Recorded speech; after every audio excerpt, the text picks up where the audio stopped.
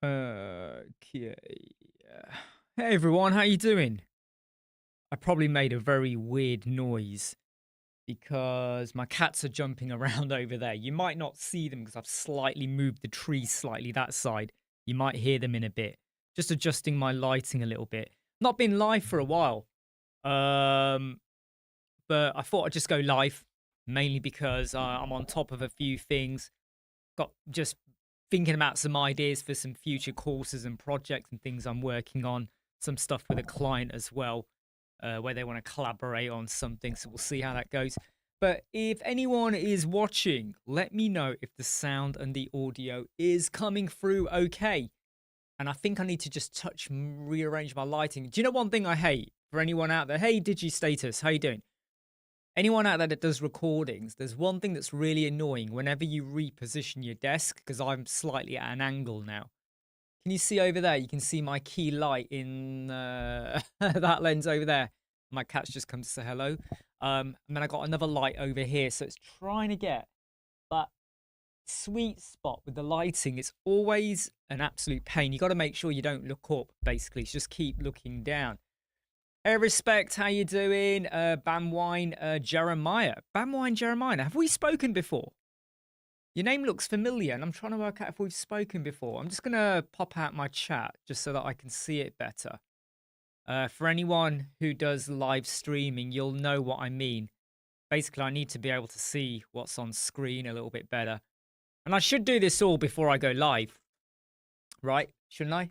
I should do this before I go live, but I don't. Dave Pratt, how you doing? Nick, good to see you as well. Oh dear, my cat.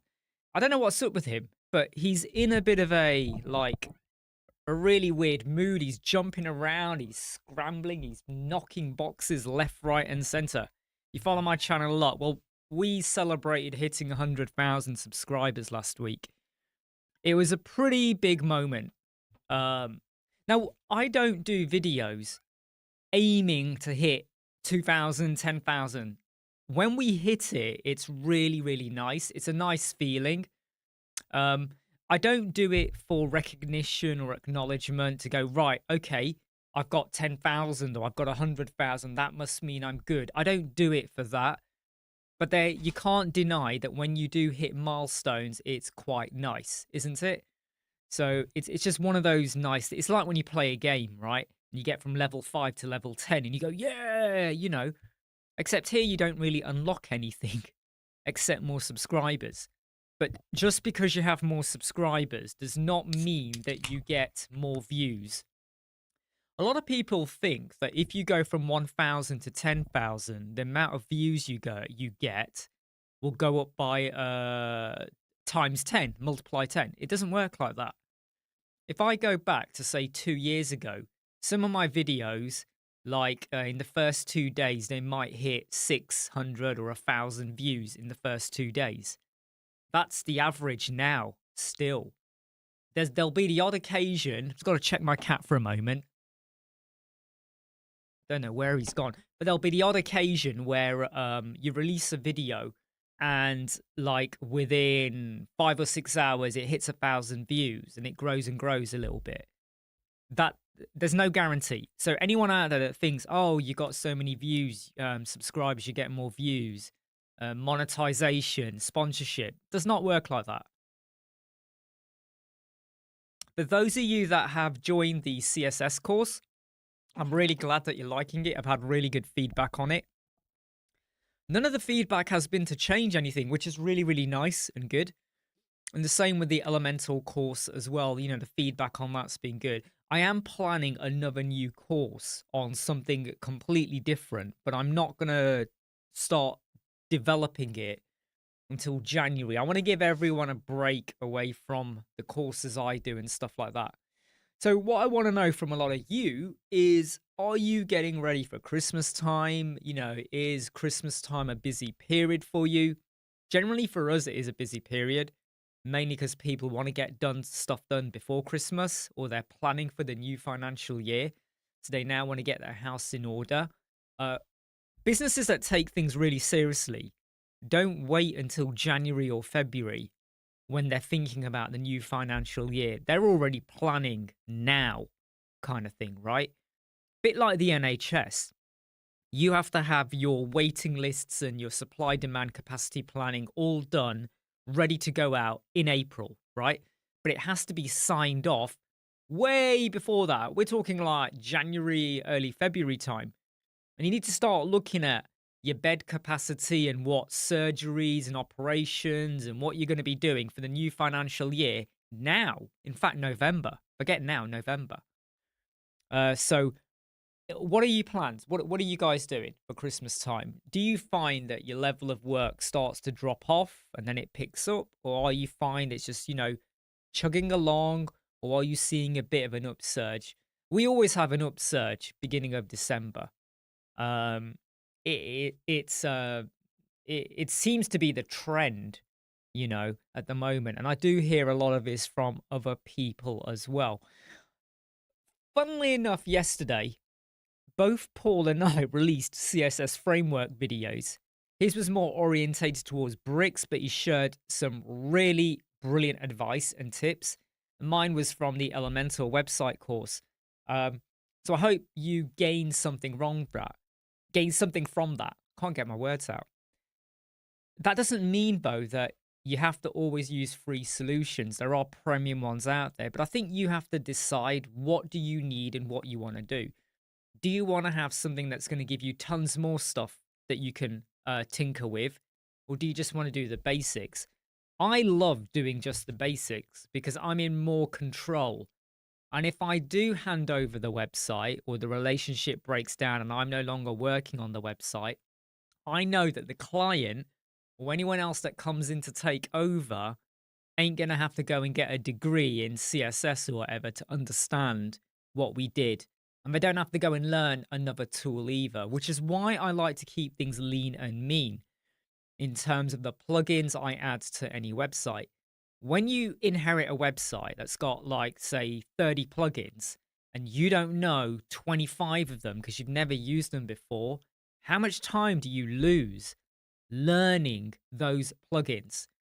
You get to a settings page and you go, I think I know what it does, but what does that do?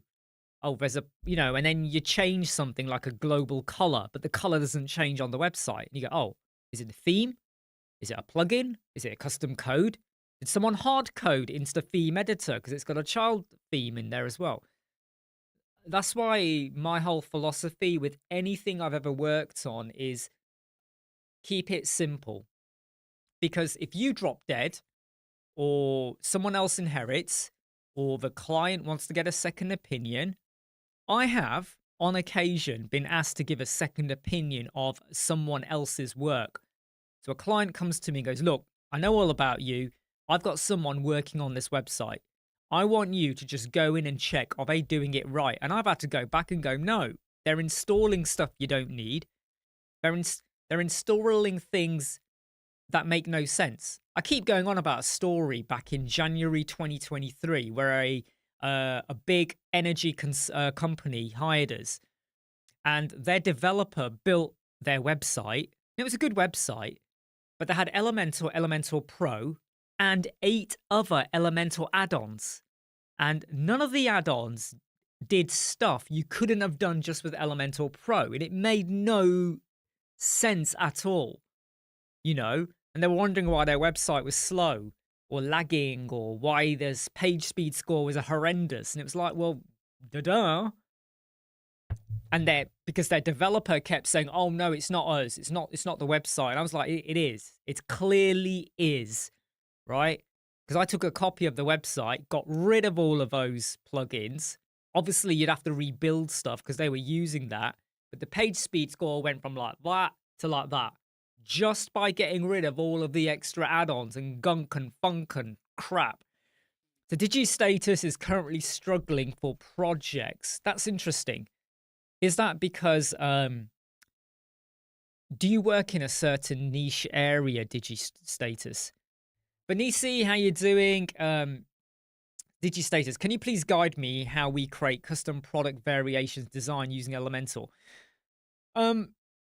So when it comes to creating custom products, sorry, not custom products, your variations, that's pretty simple in Woo. When it comes to custom products, that is something that is very specific to what you're trying to show. And if you go to Google and just type custom product WooCommerce in Google, then change your search to be the latest month, you will get articles that are looking at the top 10, the top 15, Premium Pro, and you'll get to see what they show and what they do, because it very much differs and depends on, is it mugs, is it t-shirts, you know, what are we kind of looking at here? Hey, Bobby. Hi, Samad. Shouldn't we now move to Framer? Well, here's the thing, Samad, right? Here's the thing. WordPress is around for 20 years, right? Framer's come along. What does Framer do that you couldn't do in WordPress? Because I've seen Framer designs, and half the time, a lot of us, we get wowed by the promotional videos. There's a video of Framer and the things are slight. We go, wow. But if you strip away the fancy images and the lovely text and all of that and the lovely colors, you strip all of that away and look at the video or what you see as a wireframe to take away all the fancy pictures, right? What have you got on screen? And couldn't you do that in WordPress or HTML, right? So Benisi says anything on Framer can be done on WordPress. Exactly. Because do you know how many times someone has said to me they've gone and bought a theme and they go, look at it. And I look at it and go, this theme is a bloated theme. And the only reason they bought it was because of the fancy images. But you're not going to use those images because the images were of like, I don't know, lots of health products. But you're selling clothes. So unless your photos have a branded color theme similar to what this theme has got, just because, you know, do you know what I mean? So I always say, ignore the promotional video and look at the context or what do you get and can you get some use out of it?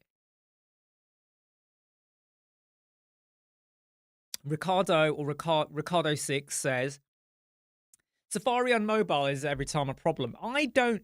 See, look, a lot of people report this. I don't get problems on Safari, right? But you're saying fixed elements or prevent scroll are full of random bugs.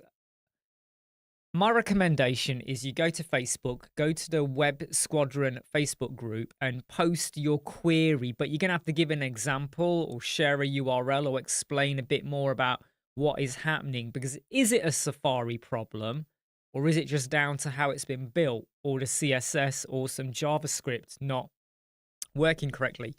Cheers very much, Plorat. 100K. I hope we keep growing. Digitatus, your niche is WordPress and Shopify. Have you reached out to previous clients? Have you offered them an incentive to refer to you, like $100? Yeah, again, Digistators, I would say, yeah. I haven't got a huge amount of experience in custom products like that. So I would say go and search on Google, because everyone here could start offering you advice. Hey, Lex, how you doing, my friend? Everyone here could start offering you advice, but only you are going to know what you want to achieve in terms of how it needs to look. So my recommendation to everyone, whenever you want an appointment plugin, a booking plugin, an events plugin, a calendar, variations, cart abandonment, whenever you want anything for WordPress, rather than asking on a forum, because I don't know what's in your head or exactly what you want. You go to Google, right? You say appointment booking plugin. You don't put the word free or premium. You just say appointment booking plugin or appointment booking WordPress plugin, right? You then change the search tools for the latest month. If you don't get month, increase it to year, but you go latest month. 99% of the time, you're going to get blog articles by people who have gone through the top 10, the top 15 or whatever, and they'll have a breakdown of free and premium. You get screenshots, the pros, the cons, what's good, what's bad, what do you need to think about, da da da da da da da. And then you go through and you will then be able to make that decision and go, do you know what? I think that's the one I need. And even when the plugin doesn't exactly do what you need, can you compromise with the request from the client or what you want? And can you take an existing plugin and do something with it? Great example. Webness did the modern events. I think it's modern events. Yeah, Webness did the modern events plugin. And about 4 years ago, 4 years ago, 3 years ago, 4 years ago, 3.5 years ago, I think. No, it's 4 years ago. I took it, we got it for the client because that's what we were going to use. And I wanted to do something extra. And even their tech team were like, oh, I'm not sure if we can do that. Hey, I like to problem solve. So I took their plugin and I hacked into it to do something above and beyond what even they were offering. So look at what's out there because you're going to know, right? We could all start offering, go, what about this? What about this? What about this? And you might try them and then come back and go, well, that was a pile of shit kind of thing. Samad, what's your say on content creation to get permanent clients on LinkedIn and Instagram? It depends what you're doing, mate. Depends what you're doing, right? Because you can't call anyone a premium client. A client is a premium client when they ask you to do something. No one is a premium client out there. So do people want videos? Do they want promotional stuff? Do they want help with social media or advertising? LinkedIn has become, what's the word? Saturated with too many people offering services without any substance. So many of them, it's so clear they're using AI for their slides or images or what they say they can do or can't do. But there's never any substance. There's no video. There's nothing to make me think and go, I trust you. You know what you're talking about. It's all just like, you know, we can do this, we can do that. We're amazing. I started here. I had nothing and now I'm amazing and I can do wonders for you. And I've made £1 million. Well, if you've made $1 million, why are you so desperate sponsoring to get jobs on LinkedIn? I'm not saying you're doing this, Samad, but what you got to think about is what are you offering?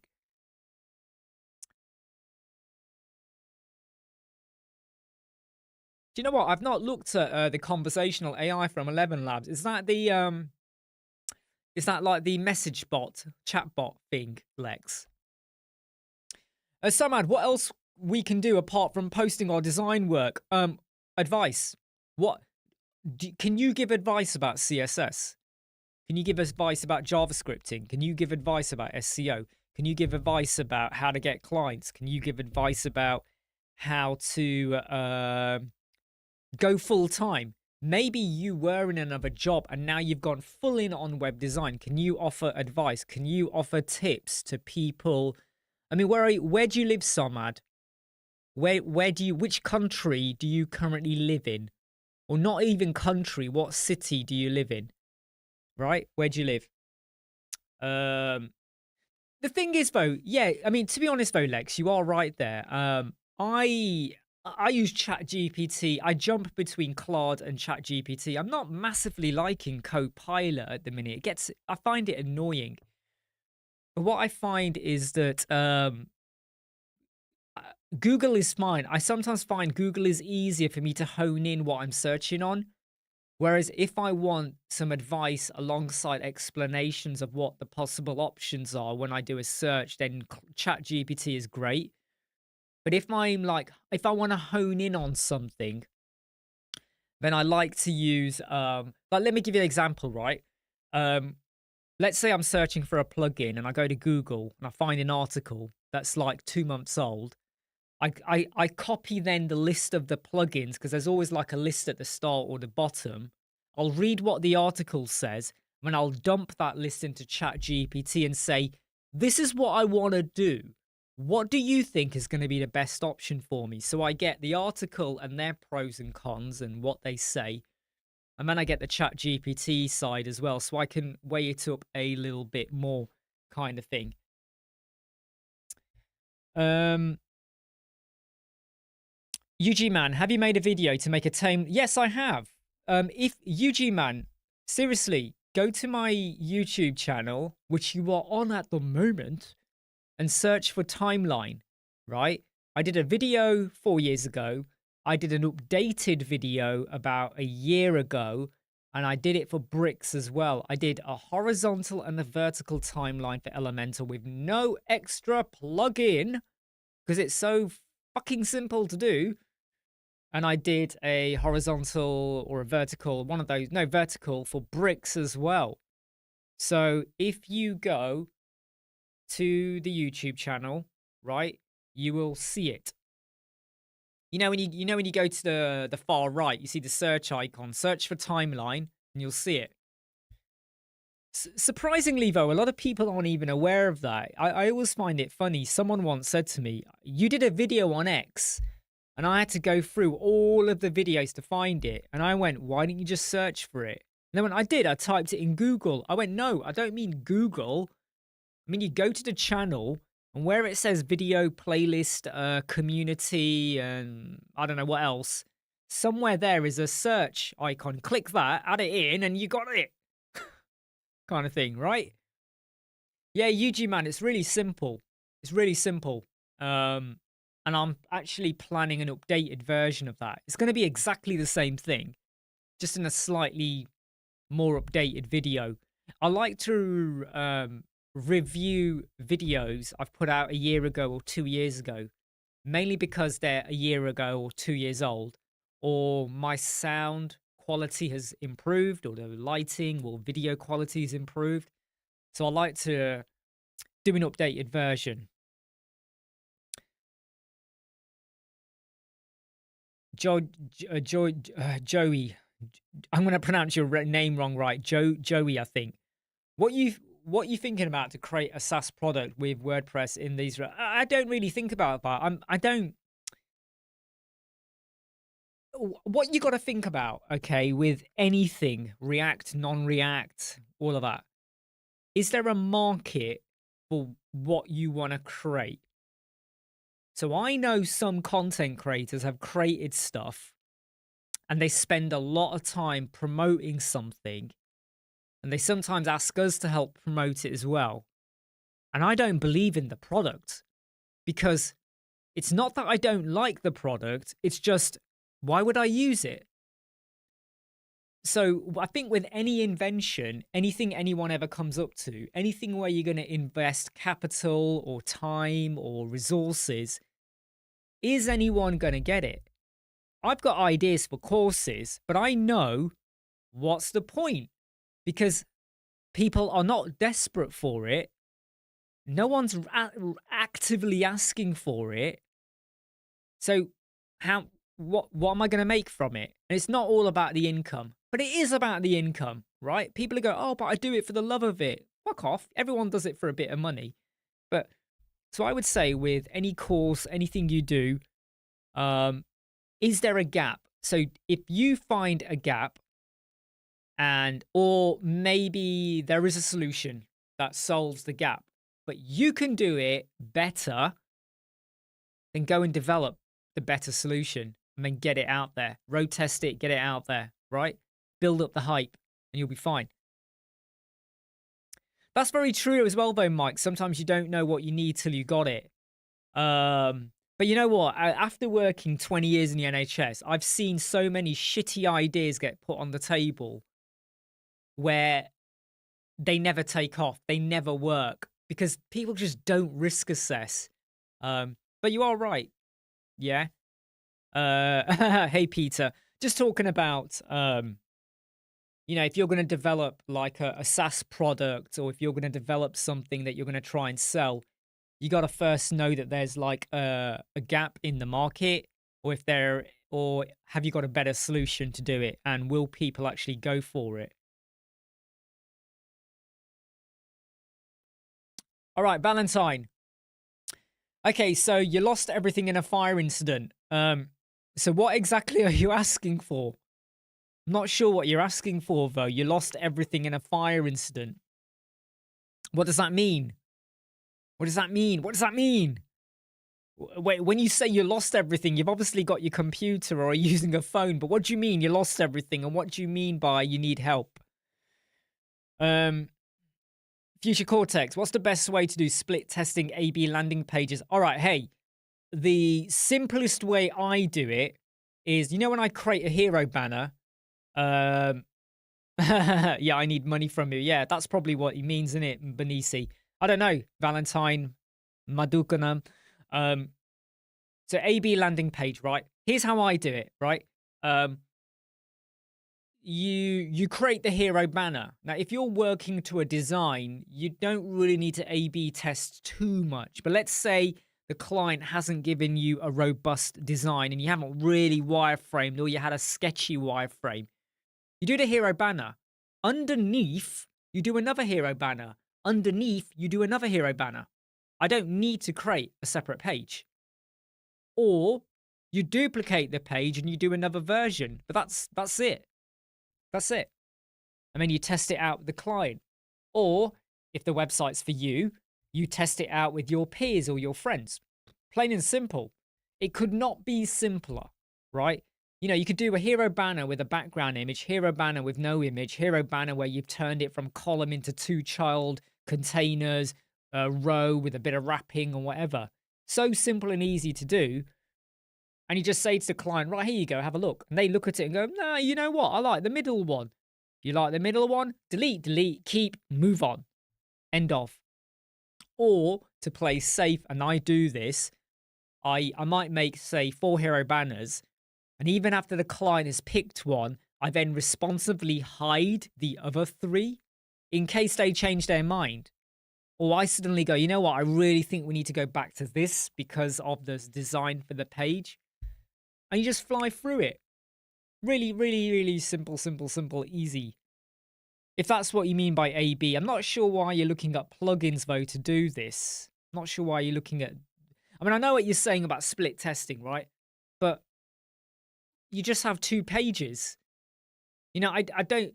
Because the thing you got to think about, right, is if someone's looking at on a laptop or a mobile or whatever, okay... Split test is not like gaming where you can have 2 sides of a screen. Split test ain't going to look good because you're seeing a compressed, condensed version of the page kind of thing. Come on, Ugman. Fly through those videos. Right. Zaro Winnick. Thinking about one-to-one with you in January about my web design business. Do you think 30 minutes would be a worth at the beginning? Potentially, yes. I mean, it depends on what you want to talk about.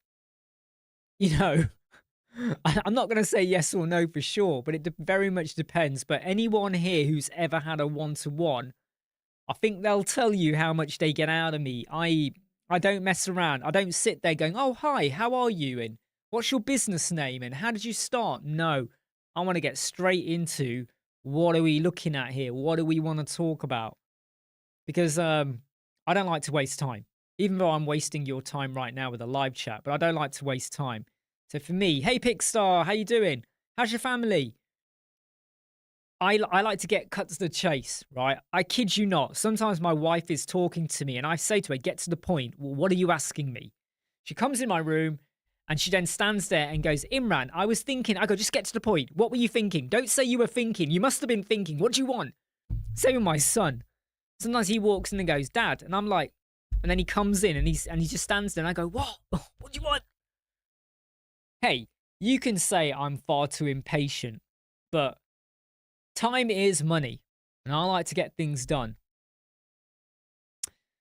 Kaiser, how you doing? Ugman, should I use SCF or ACF? ACF!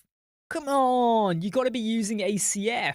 You don't mess around with SCF, especially with where the court might be going with the whole thing. Stick with the original developer, all right? Anyone here who uses SCF, I'm not happy with you. But hey, if you want to use it, you use it, all right?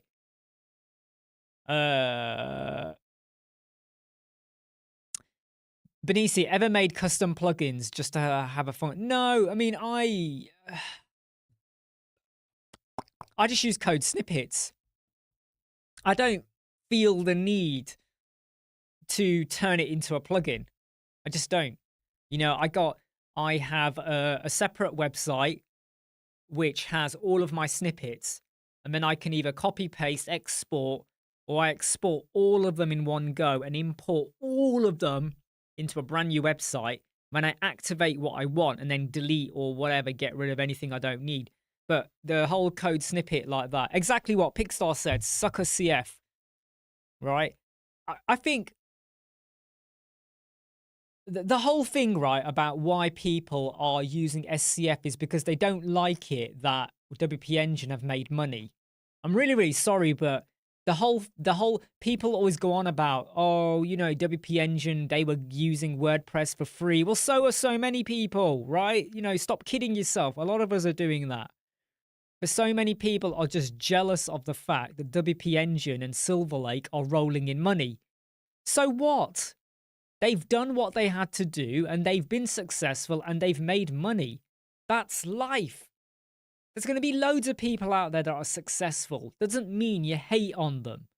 So at the moment, I just think if you look at the court proposal from yesterday, was it yesterday? No, it's from Monday. Looks like it's heading in favor of WP Engine. So, hey, we'll see how it goes. My family's doing all right, Pigstar. They're doing okay. And things are as good as they can be.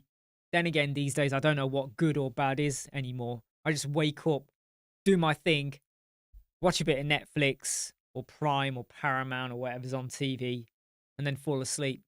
That's my life. Oh, and look after my cats.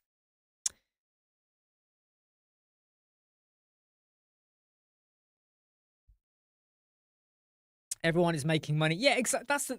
Isn't that the truth though, Peter, right? Let me give you an example, right?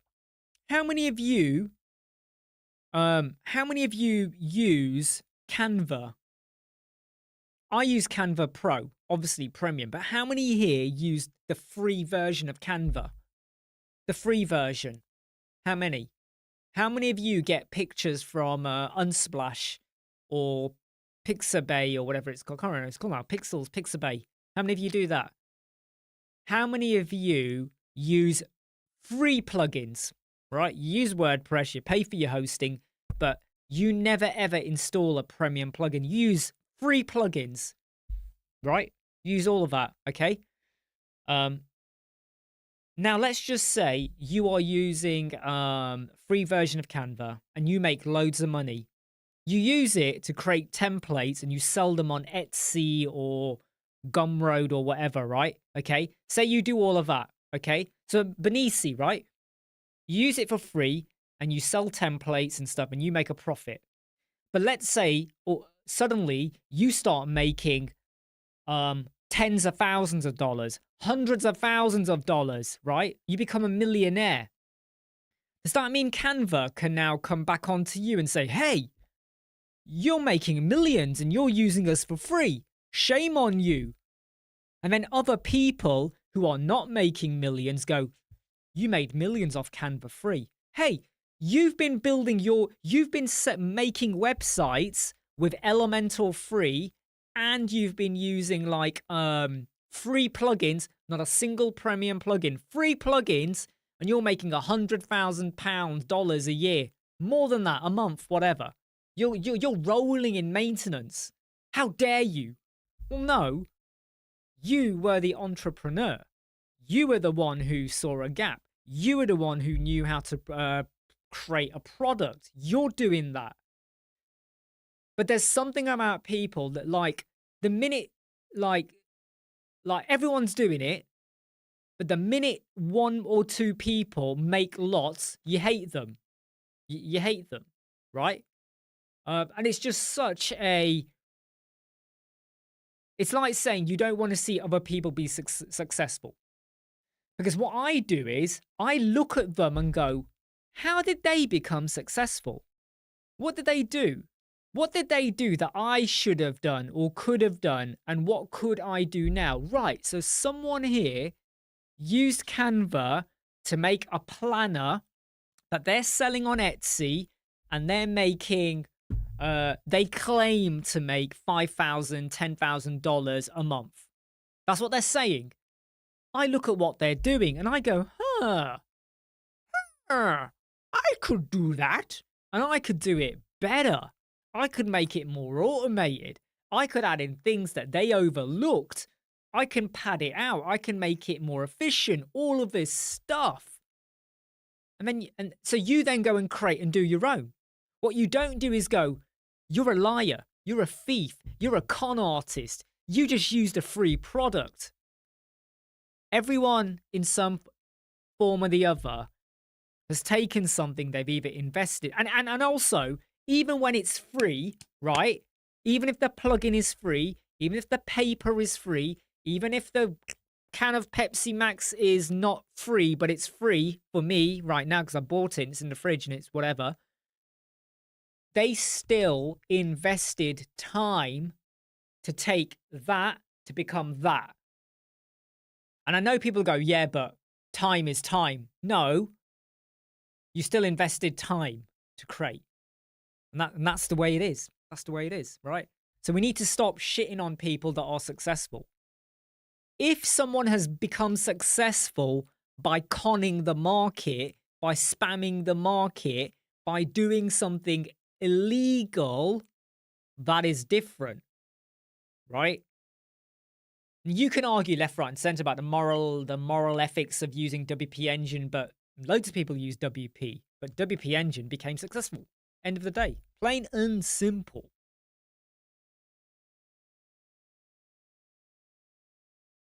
Yeah, exactly. Lex is my new nemesis, my arch enemy. I'm watching you, Lex. No, it's like I'm not doing anything ground. I mean, okay, no. I'm not gonna deflate some of the stuff I've been doing recently. I think I do rock the boat and I do change the game in so many areas. Look at the vertical scrolling. Look at the toggle bar. Look at today's before and after slider. Have you seen the before and after slider code? Thank you very much. I've been putting out some really cool stuff, right, that I've been developing. So I do like to be different. But then there's a huge chunk of things I do that anyone could do in a way. I just explain it the way I explain it. And there's no reason why other people can't do videos. People keep saying to me, when are you going to do more bricks videos? At the minute, I've got tons of elemental stuff I still want to do, which is why I'm not stepping into bricks for a while. But so many of you that live and breathe with bricks or breakdance or Gutenberg or any other page builder, even Divi, you can start a channel or you can start contributing more to forums. Doesn't have to be via video, can be with, advice and notes and stuff, blog articles and things and whatever, Twitter or LinkedIn, all of that. You can start doing so much more to help the wider community, right? I mean, did you know that I have now done 2 voiceovers for WordPress Core? I did my latest one yesterday for them. It was about 2 pages worth of material. Hey, Jonathan, I contribute to WordPress Core. I'm in and out of it. Do you know what I mean? But people will still shit on me because they don't even know that. Because I have a view about WordPress and Automatic and WP Engine, but I still contribute to the WordPress Core in between everything else that I've got on. Cheers, Lex, geeking out. Careful, don't fall off your chair. And by the way, I am not perfect in any way whatsoever. Even when I create like a game-changing bit of code or something to do something differently, I know, and I try to make it clear in the video, is that you can probably make this code better, tighter, more bulletproof, more, I don't know, more inventive. Maybe take it the extra mile. So do it. Take it, do it.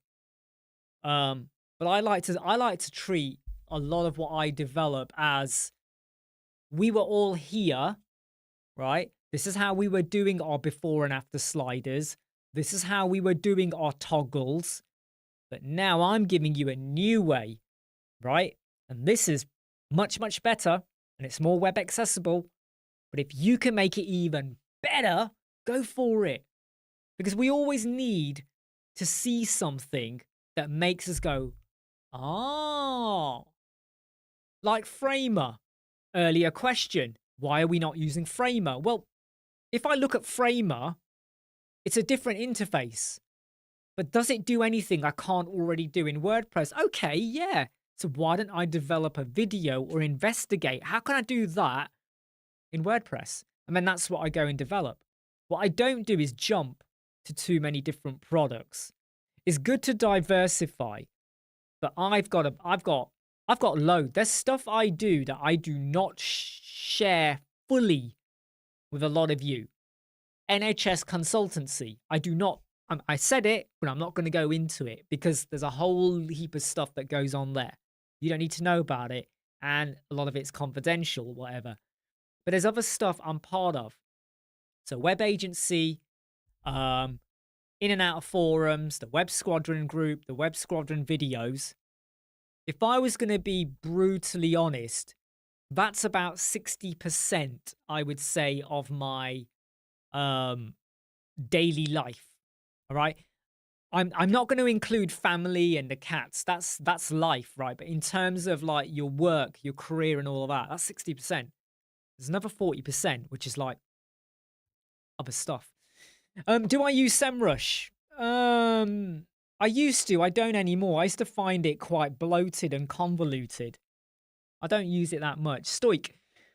For those that are living in third world countries, can't they show their best design work and portfolio and connect with agencies? Well, the thing is, though, Stoic, they can do, but you can't expect to be hired, not because you're in a third world country. And even the term third world country, for me, it's just, look, I don't like using that term, but look, you can't expect to be hired.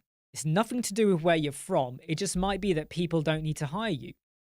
Sometimes working with people over different zones and geographies and time differences can be more hassle than it's worth. But if you want to do that, do it. But don't go chasing companies to hire you. It looks so desperate that people don't like it. Take care, Peter. By the way, I'm very late on reading the comments. Right. You're absolutely right, Pigstar. Yeah. Ingredients. One person can cook a bit of soup, which tastes all right. Another person can take the same ingredients and cook something spectacular. Jonathan, any books you would recommend CSS HTML? I don't think reading books is the best way to do it. Because a lot of books, right? Let me give you an example, right? When I was learning SQL for data mining and data warehousing, we're going back to 2003. I went and bought a really big book. It was just a load of literature and not literature, but it's just a load of theory. This is why we do this, and this is what this is about, and the snowflake model, and blah de blah de blah de blah.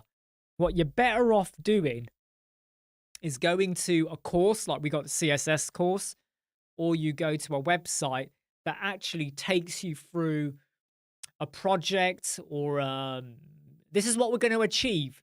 And you can see it. You can click a button. You can copy the code and you can try it out. When you're just reading a book, unless you're doing it side by side, it's not that much fun to do. And I think in this day and age, we've moved on so much from just reading the book. I would say find some hands-on experience or watch a YouTube video. Do you know how much I learn from YouTube videos? Like the new course I'm planning, I can do a huge chunk of it, but there are some stuff I'm rusty on. So I'm watching videos and learning and formulating how I'm going to approach it. Lex, feel free to share your bricks ideas with me. I'll put your channel as reference for every video. No problems, mate. The limitations in Framer for a front end, it's just weird, but for yeah, I mean, I think there's so many different tools out there, right? And I'm not knocking any of them, but I haven't seen anything that makes me go, right, I'm ditching WordPress and I'm going there. I just haven't had that yet. unless WordPress turns into a real heap of trash with how things have been going on at the moment. Bengal, how to find fonts from PDF file. Well, Bengal, you might need to convert the PDF. I don't know. Depends on the PDF file. I don't know. Can you inspect it? Can you import it into ChatGPT? Have you tried that? Take the PDF, import it into ChatGPT 4.0, and then say, for this text, what is the font? What is the size? And all of that. You do all of that, and you might get it. You might do it. Right?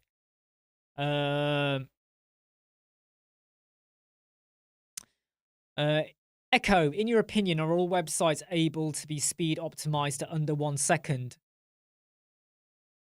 Yes. Any website can be optimized to under 1 second if it's a blank page, or if it's a header, or if it's just a bit of stuff. You can even have a full page and it can still load in a second. So it very much depends on what you've got. WebP, custom loaded fonts, don't have too many or don't have any animations, don't have like loads of bloated plugins that are enabling or activating loads of JavaScript, don't have loads of stuff that's got a render, don't have too many DOMs, DOM to be rendered, sorry. So a lot of it very much depends. There's no one answer for that, I don't think. Exactly, Pixar. I mean, I really got pissed off with this. Hey, B Informatica, how you doing? I really got pissed off with this SQL book because like it felt like the first 50 pages were like the history of SQL. Who cares? It was TSQL, Transact SQL, structured query language. And I was reading it because at that time I was learning it. And I was just like, what the hell is this? And even the whole book, it was so slow in how it went from select, from, where, and, in a... Oh my God, it was so dragged out. But in the end, I went and developed my own little course. And I used to go around training up all of the NHS analysts. And it was good fun because I enjoyed doing it because I knew what I was doing. They loved it because they were getting like this whole heap of knowledge of how they could use it and change the way they do queries and data mining, because everyone used Microsoft Access at the time. And suddenly they were data warehousing, data mining, stored procedures, views, truncating this, that, transformations, feeding into other bits of kit, feeding directly into Excel, loads of stuff going on, right? All that. Drop table.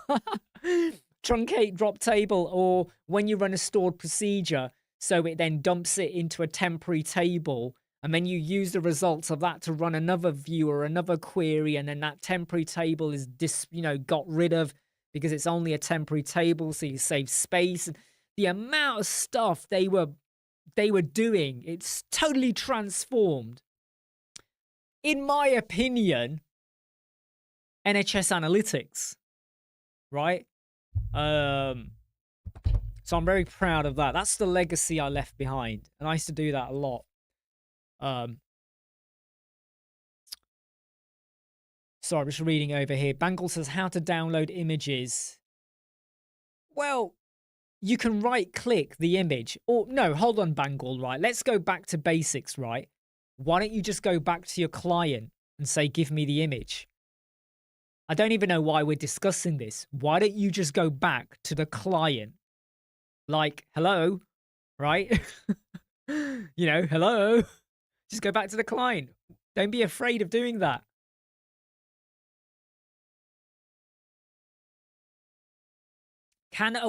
Right, okay, so Benisi, okay? He asks a really important question. Can one person make a living from website design? So I've told you I have 60% of my life is like the agency, web design, YouTube, all of that.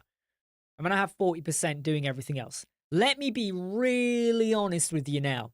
If we get rid of the other stuff I do and we get rid of YouTube, right, and all of that and sponsorships and whatever, get rid of YouTube, and I just did my web design based on the current position, okay, could I have lived and my family in my house and my car and everything off the income I made with web design? The answer is yes, believe it or not. It helps that I'm in the UK. I have a lot of US clients as well, global clients, but a lot of US. So could I have done it? Yes, absolutely. The YouTube side of things is extra. The other stuff I do with consultancy, whatever, is extra. Extra, extra, extra. Right? That's the stuff I use to clear mortgage or build up my savings pot. Or like the other week, I started my new trading 212 account to stick money. Every day I'm going to stick £10 every day into stocks and shares, right? Every day, automatic, it's going to go in to Vanguard, Amazon, Apple, Nvidia, Games Workshop, Palantir. There's something else I'm missing. No, that's it. Actually, that's it, right? That's what I'm doing.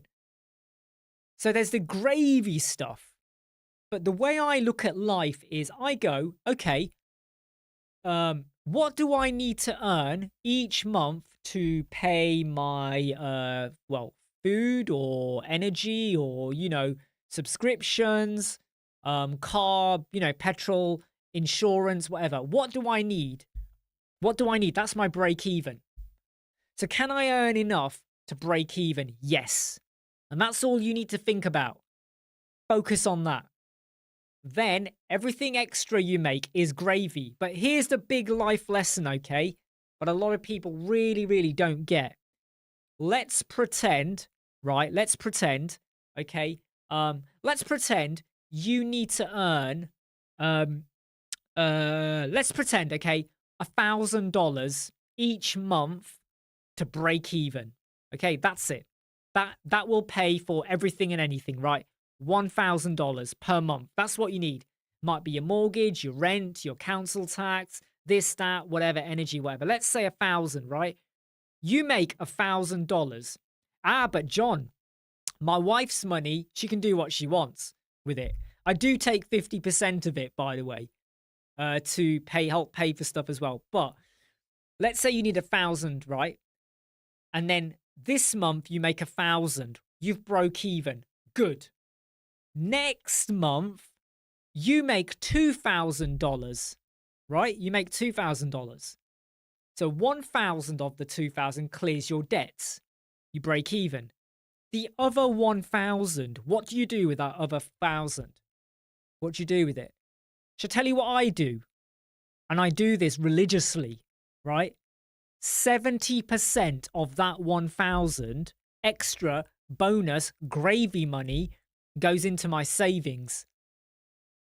The other 30%, so 300, if I want to buy extra stuff, I want to buy some new equipment, I want to do something, my son wants to do something, whatever, that's the extra. You got to enjoy life as well. But 70% of everything above and beyond what you need to break even needs to go to your savings. You know why?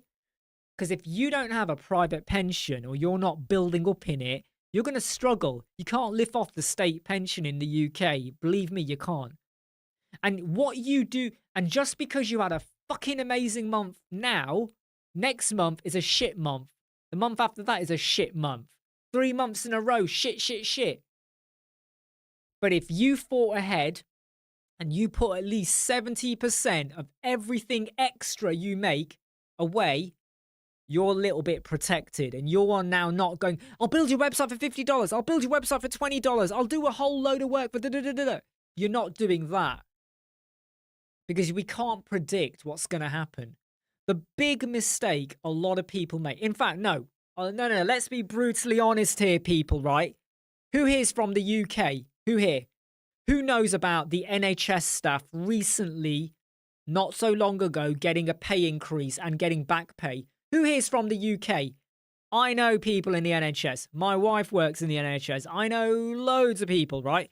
How many people in the UK know about the pay increase and the back pay? Right? The back pay, right? Okay. Everyone, loads.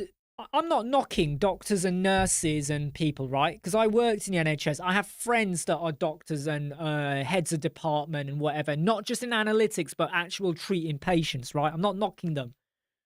But what I kept hearing was, we're underpaid. We need more money. We can't survive. You know, cost of living, energy prices, da da da da da da da. What do you think loads of people did? Nah, but John, the back pay was quite a bit. Don't believe the bullshit you hear. Don't believe everything. A lot of them say they got taxed. But let me remind you, right? Let's say I gave you $1,000 and you're taxed on that. You're still 700, 800 pounds better off. So don't believe when people whinge. They're only whinging because they've been taxed on it. But you're only going to be taxed the same amount that you would have been taxed if you'd got it anyway. Don't believe what everyone says on the news. So what do you think loads of the... No, we're not. I'm just talking about saving money, Phil. Saving money and stuff. And how you need to be careful. What do you think a lot of people in the NHS were doing when they got that back pay? What do you think they did? Because, like, my wife has confirmed it. Other friends have confirmed it. They all did the same. They all start booking holidays. Oh, I can go here now. I can go there. I can do this. I can buy this. What happened to the cost of living problem? What happened to food farms? Food farms? Yeah, food farms. Whatever. Food farms. Food banks. I said food farm. Food banks. What happened to all of that? Ah. Oh, no. Oh, I've got extra money. And that's the same with web design. When you have a lucrative month where you suddenly make double what you normally make, 70% of that, maybe more, never go below 70%. The reason I say 70 is it's not 75, you know, so I'm giving you a bit of leeway, but you must save that money. People may stop coming to me for web design. Oh crap, I'm stuck now.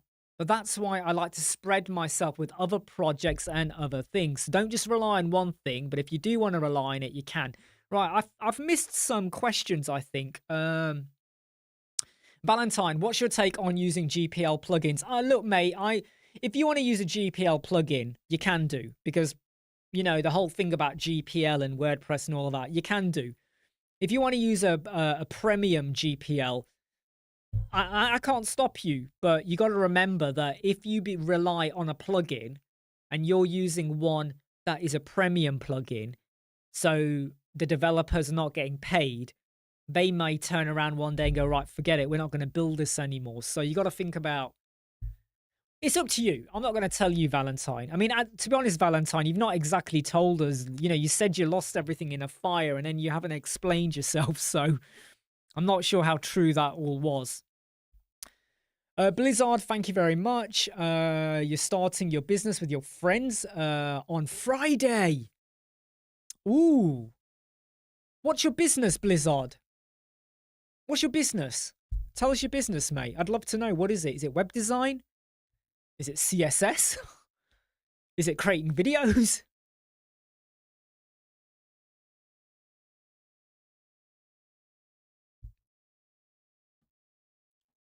The thing is, though, Lex, it's not like YouTube does not guarantee anything either, right? You got to love it. Don't start a YouTube channel to make money. Seriously, don't think like that. Think about, do you enjoy doing what you're doing, and being honest and being able to put yourself on the spot. Are you being genuine and transparent? Are you just lying and copying what other people do? Because, you know, when people do that, they get caught out quite quick. Phil, we have just tendered for a huge... Ooh, nice. Yeah, do you know what, Phil? I did it once. I used to do it before in other stuff, and then I can't be asked. Because a lot of these, like, you know, the education department, the NHS, builders, the council, the way they operate is they always want to go for the lowest one. They want to make sure they get what they want for the lowest price possible, which I always hate, you know, and then you end up undercutting sometimes. So Shane says, that's all good, but what about people who aren't self-employed or freelance? My agency is a company, so I cannot put 70%. No, Shane, you've missed my point. Completely missed my point, right? Okay, so what I'm talking about is, let me explain, okay? So what, as a company, how do you pay yourself? Do you take dividends? Do you have a company salary? What do you take out for yourself? Even though you're a company, right? So you take a salary, right? So how much salary do you take? Is it a fixed amount or is it a percentage amount? Is it only as and when? Because when you're a company, you can't always take salaries out, right? Phil, private foundation with 30 schools. You are doing truly, really well on that side, definitely. I'm just going to quickly check the comments before Shane comes back. Free walking tour in Asia. I like the sound of that. 2 friends. You've done a few businesses. 4 hours sleeps. And that's the only thing slowing me down. Hey, look, try Slim SEO. You don't have to use Rank Math, right? You don't have to do that. Am I planning to start Footsie soon? Oh, no, not Footsie. FSC. Not yet. Funky Fishbone. funkyfishbone.com. No, not yet. Funky Fishbone. Phil L is an expert in FSC. He should start a YouTube channel, I think. Shane, you take a fixed amount each month. I rarely make a profit, so dividends are very rare. So here's the thing, Shane, right? I would say, yeah, if you have to take... So what I was talking about with the 70% is when you make profit, right? So you have to take out what you got to take out to break even, right? With your business costs, your life costs and all that. You got to take something out. Or you rely on another source of income to do that. The 70% is when you've now made above and beyond profit. And that's when you can look at it and go, you know what? I'm going to treat myself to a bit more of a salary, or I'm going to treat myself to a dividend or whatever like that. So there comes a point where you can take out more, even as a company or whatever. So yeah. Have I tried Green Shift?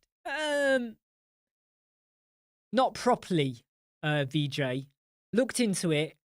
Not, how do I put it? The reason I'm not gone like neck deep into it is basically because my clients don't need it. I don't need it.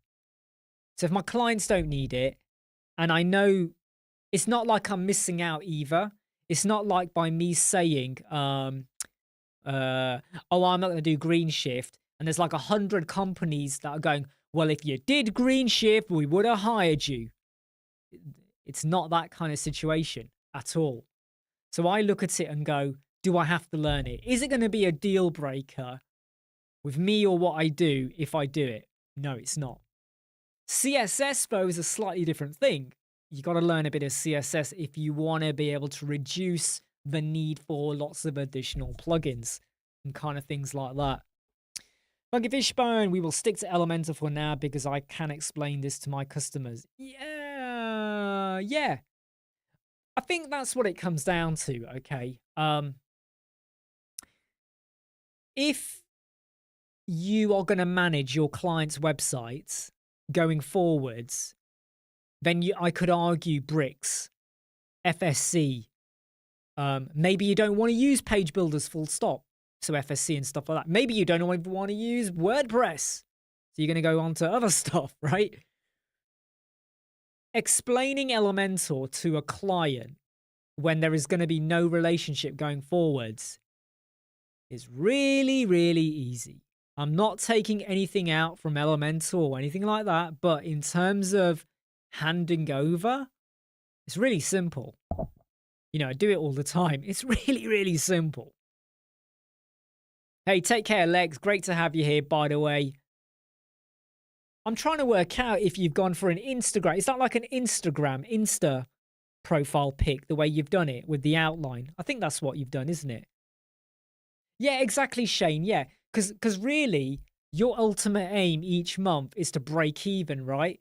So, um, as an agency, we have a cost for hosting, Elemental licensing, Canva licenses for some other stuff as well, and for Muse AI as well for our video storage and whatever, right?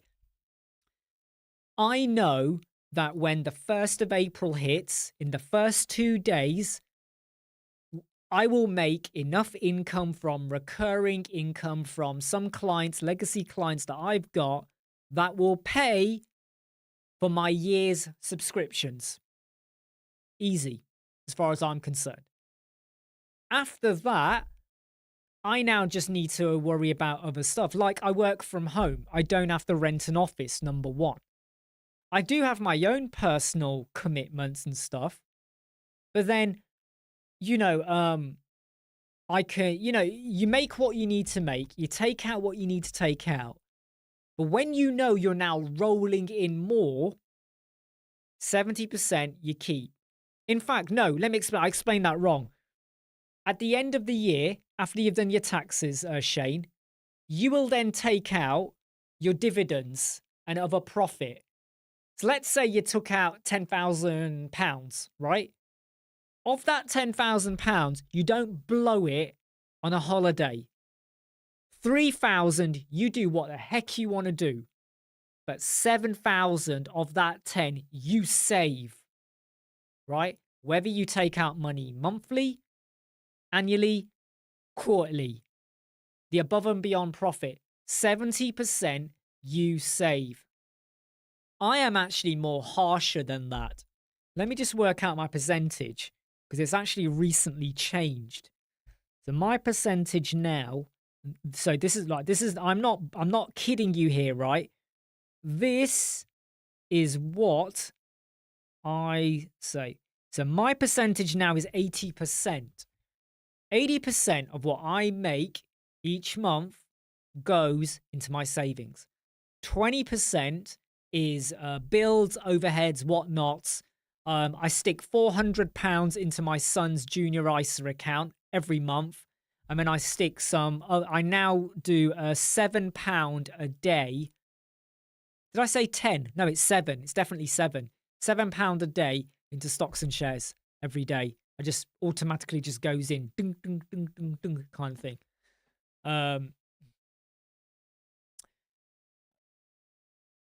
Blizzard, I decided to use a WordPress over Wix because I heard it is better for SEO. Yeah, that is true. Wix, I believe, do the SEO for you, so you lose control, if I'm correct.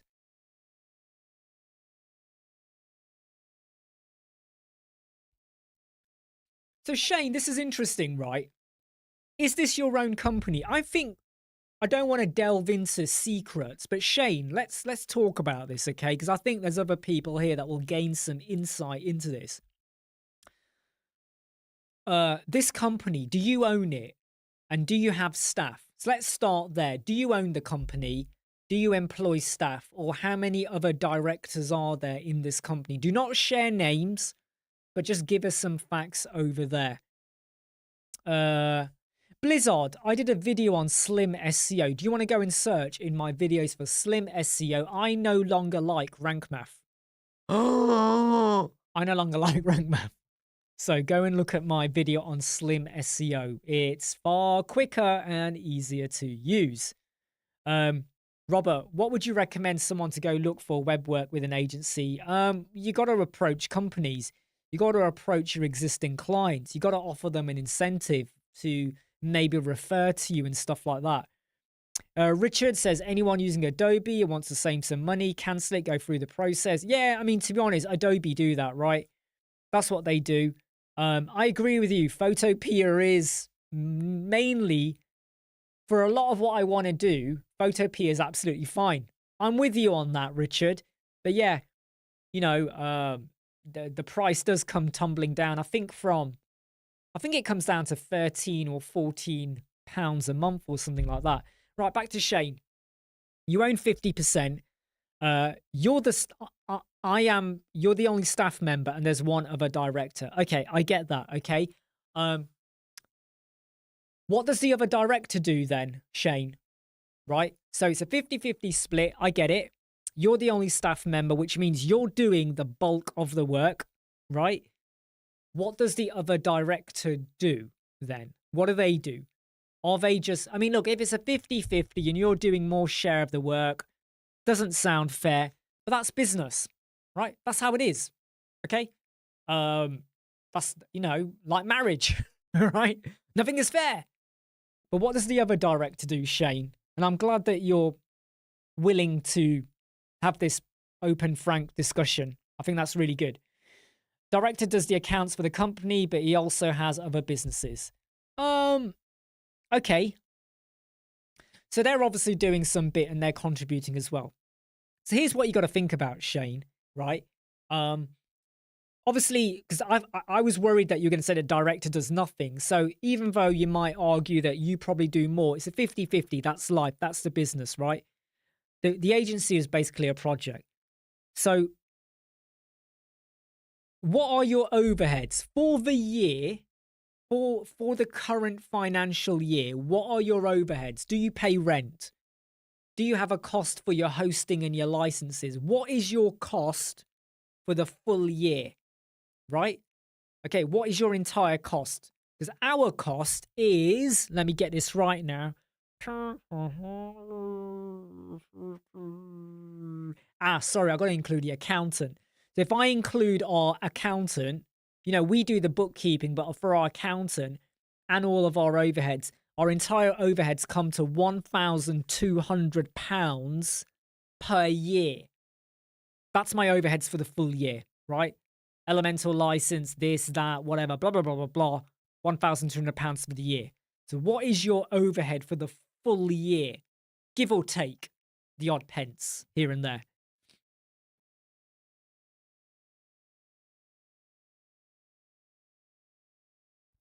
Yeah, Phil makes a good point. Bonus scheme. Respect. I am very professional at WordPress, Elemental, so why do I suffer to get a job? Can you tell me how you got your first job? Well, I was messing around with websites 21 years ago. 21? 2003. Yeah, 21 years ago. And I just kind of started building websites for a few people when they knew I could do that. A lot of it was due to the fact that they could see that I was fucking awesome with my tech skills. Like, hey, we can do this with Excel. We can do this with a macro. We can do this with SQL. We can transform this project, create this report, automate this, create a website. Oh, you create websites? Yeah, you can do a basic website. Oh, could you do a website for this? Can you advise me on X, Y, Z? And it grows and grows and grows from there. And then when I started taking it more seriously, you know, you let people know. You know, you contribute to forums, you share advice, you join groups, Facebook groups, LinkedIn groups. You don't go on and say, hey, I'm a web designer, hire me to build your website. I can build a website all day long. You don't do that. Sorry, I think I swallowed my own oxygen then. Too quick. Let's say you build websites for dentists or hospitals or doctors' surgeries, right? Appointment bookings and whatever. You join a forum group for doctors and you join in the conversation. You become known. And then someone at some point might say, hey, you know what? I need a new website. Oh, my website's broken. Oh, this or that. Oh, yeah, I could help you out. Do you want me to have a look into it? When all of a sudden, you get referrals. No, people start to notice. And then you say to everyone where you've ever built a website, if you refer to me and a website is built, I'm going to pay you $100. I'm not going to give you a gift card. I'm not going to give you a measly $10 Amazon voucher. I'm going to give you $100. And then the person you just built the website for, you say to them, hey, I hope you loved it. And if you refer anyone to me, you get $100 and you get 100 and you get 100. It has to lead to an actual project. You don't just give out the money for referrals. And you're not losing money. Okay? Because you don't pay the referrer until you've been paid. So if they refer and you charge $5,000, you've already accounted for $100 of that going back to the referrer. Right? You incentivize. There's no point saying to someone, hey, you know, if you know someone who wants a website, refer them. They go, yeah, sure. And then you never hear from them again. But when you remind them every 4, 5 months, whatever, hey, don't forget, you know, $100 in it for you. And it's unlimited. You refer 10 people and all 10 are websites that are built. That's $1,000 back to you. Believe me, it works. I'm telling you now, it works.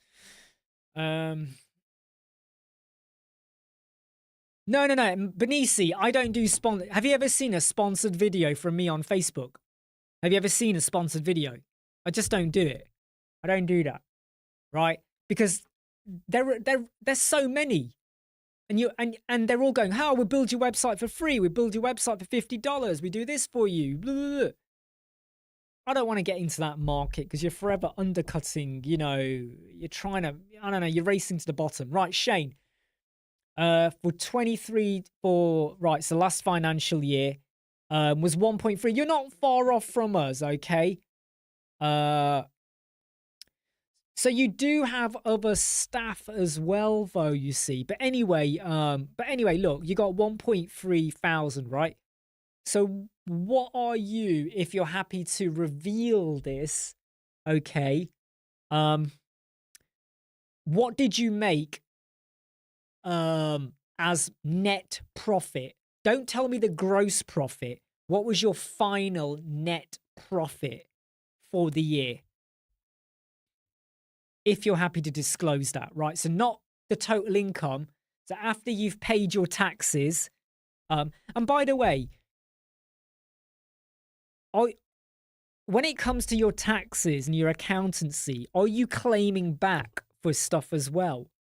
Are you sure that you're doing it properly to reduce, I'm not going to go into details, but to reduce the amount of tax you need to spend?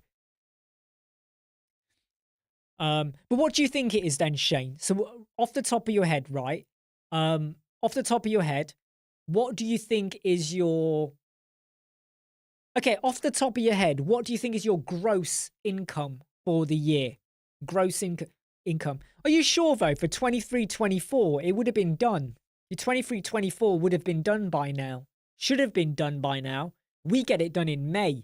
We don't want to mess around. We want to know by May, last year's books closed off. What's our dividend? What's our directors? Oh, God, what's it called? There's a word for it. Not dividends, the other stuff, what they're owed.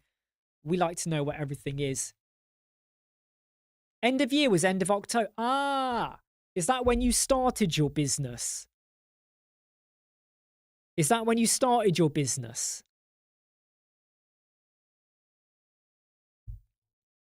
Is that when you started your business? October. That's why your end of year is October.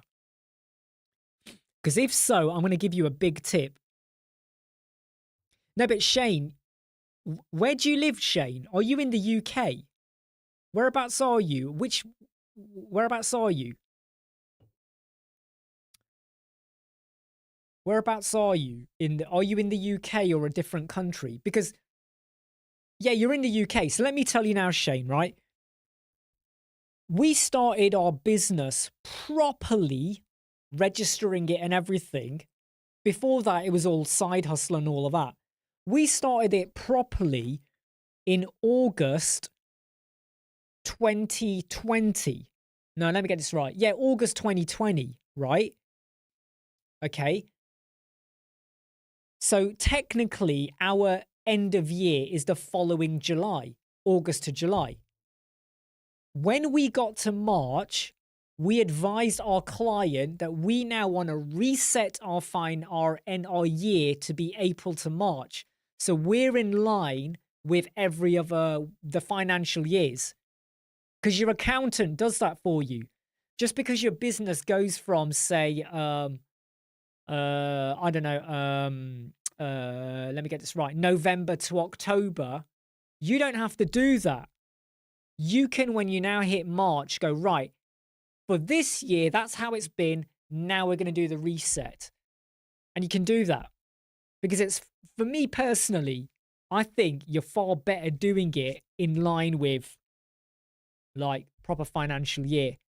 Because then it's like the reset, isn't it? For businesses, for everyone. Hino, what's your income regarding web design? I'm going to tell you what it is. I'm going to tell you what it is. But let me give you, all right, let me give you an idea, okay? Our most successful year, when I say successful, I don't mean in terms of income, but the amount of websites we built was 84 websites in 1 year. A lot of them were really simple websites, like stupidly simple, like took a day or two to build, but was 84, right? So income, you know, the only reason I'm asking Shane to share is because I'm trying to give him a bit of business advice here. Kaiser is right. Everything is saturated. It's what you do, though, with how do you stand out? How do you market yourself to be the person to go to?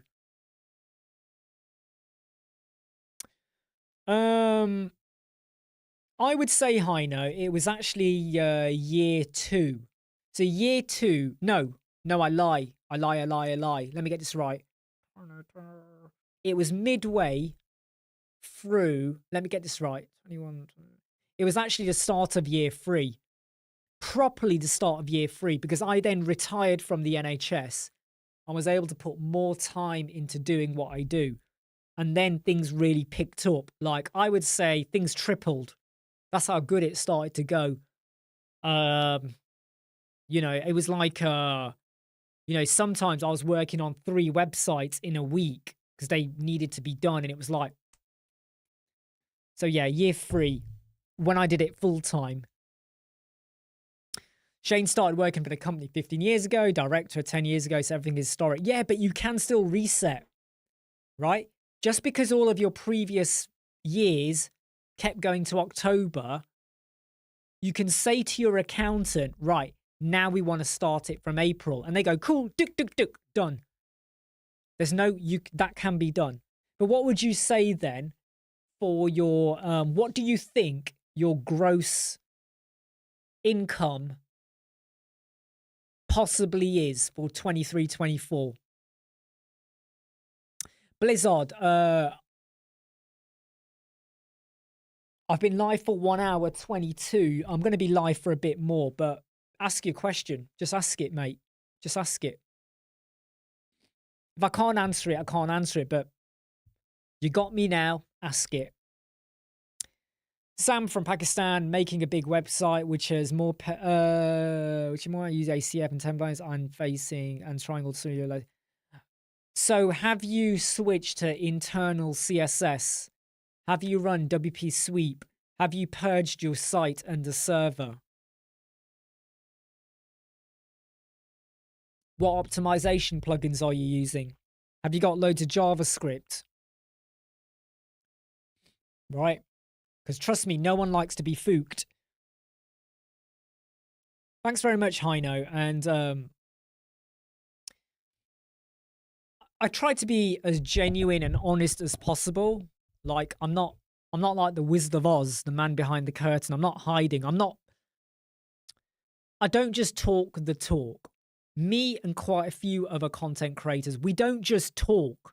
We don't just say, this is what I think and this is what's happening and, you know, is this good? Is this bad? And let's just, you know, like a podcast kind of thing. We don't just do that.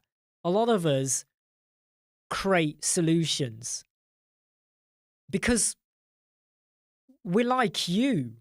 We are web designers as well. Yeah, we do other stuff, but we're web designers at the end of the day. So you've done all of them. So have you got optimization plugins? Have you disabled your optimization plugins? Number 1, and then tried. Have you tried that? Okay, Blizzard, how would you one-up Wix? Do you think they are more optimized? No, I don't think they are. You can do as, look, at the end of the day, no SEO tool is better than another. It doesn't really matter whether you're on Wix, Divi, WordPress, whatever. It doesn't matter. A lot of it comes down to your marketing. Okay, why do I do so many YouTube videos? Don't worry, mate. Shane, look forward to you coming back. Why do I do so many YouTube videos? I don't want you to forget about me. That's what I don't want to become yesterday's news. I'm always out there. Why do I post stuff on social media? You may never see my YouTube channel. There'll be people out there that never bother watching, but they still get to hear and see what I think or do on Facebook, Twitter, LinkedIn, stuff like that, right? You want to still be in the timeline, even if it's not repetitively, but more often than not. So you can hammer SEO left, right, center. You can dribble the ball. You can slam dunk it. You can do all of this stuff. But it ain't gonna matter jack shit how well you do the keywords and where you put them in your H1, your H2, and your alt image and all of that. It ain't gonna make fuck all difference if you are not marketing. And I do not mean paid marketing. I mean getting out there. Whenever I have businesses that say, hey, you built a website, we did the rank math and whatever, but I'm still on page 10. And I'm like, so I gave you advice. Did you search for your website every day on Google rather than handing out the URL? Because when people search and they find you and they click and they stay on your website for 3 minutes, Google notices. They take you up the tree a little bit. Did you do that every day? You could have done it yourself. You don't click on the URL just because someone gave you the URL. You search for your keywords. If you're on page 7 or 9 or whatever, when you find yourself, you click it and you stay on your site or you visit a few pages. You do it on your mobile when you're out and about because now you're on a different IP address. When you're on your home, you only do it once a day because of the IP address. But when you're out and about, you do it out there. 5 minutes later, you might do it again because it's a different IP address because you're on a different, Wi-Fi or whatever. You start to do that, it gets registered. Are you joining landscaping forum groups? I ain't got time. Are you posting on Twitter? I ain't got time. Are you posting on LinkedIn? I ain't got time. Well, if you ain't got time, why is anyone going to make time to search or go for you? Because the people that share, why do we, right, who here has not heard of Coca-Cola or Pepsi Max? Who here has not heard of McDonald's? Who here has not heard of, I'm running out of names now. I don't know, who here has not heard of them? Who has not heard of McDonald's, Coca-Cola, or Pepsi? Huh? Who here has not heard of BMW? Who here has not heard of Mercedes? You've heard of them. You know them, right? You know them. So why do all of these companies still do a shitty advert on TV, on social media, on the radio? Why? Why? Because they need to be in your timeline. They need you to still remember them. No matter how successful a company is, they still need to let you know that I am Apple. Fuck's sake, man. Why are they still promoting? And I don't just mean telling you the latest iPhone is out. Why are they promoting? Okay? Because they want to remind you that we are here. You need to use us. The same for any other business. If you or your business do not put yourself out there in some form or another, it can be attending events, it can be functions, it can be business get-togethers. You put yourself out there and people will find you. Don't just say, well, I'm a web designer. I've got a website. And I put my SEO for web designer in London. Why is no one coming to me? Because you're not doing enough to get yourself out there. Yeah, so Shane, my question to you was for your for your company, how much for 2020, 23, 24, what do you think your gross income was? Forget the tax, all of that. Forget that. What is your overall, what do you think your gross income is?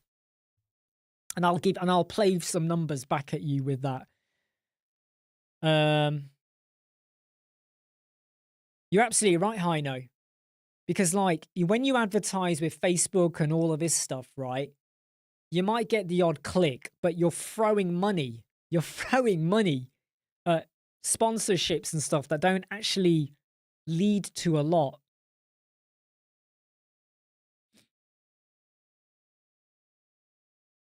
No, so here's the thing, Blizzard, right?